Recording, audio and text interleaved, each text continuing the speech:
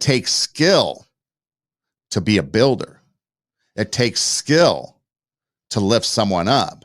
And that skill doesn't come naturally because we have a tendency to be negative and want to tear people down because of jealousy, envy, whatever. We want to tear down instead of build up. And so we need to practice that skill of building up. And a lot of times you'll find athletes and musicians and other successful people, you may have competition with each other, but a lot of times there's collaboration, there's conversation. I mean, people thought Michael Jordan and Kobe Bryant were at odds with each other, and they became really good friends. Kobe sought him out, talked to him, tried to figure out why he was successful, asked questions.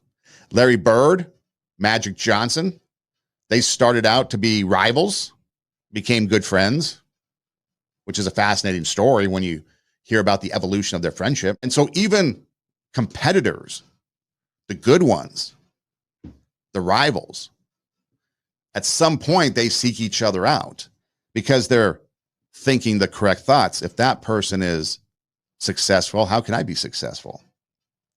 See, in Vegas, they recently have taken down these casinos, right? But when they implode, it just takes seconds. Now, sure, it might take a few weeks of planning to make sure the detonators are correct and the explosive devices are in the right place so that it falls where they want it to fall. And it's pretty amazing to watch how they can make this structure just collapse in on itself and not affect the buildings around it. But it takes seconds for it to implode. However, it takes years to build because it is easier and quicker to destroy.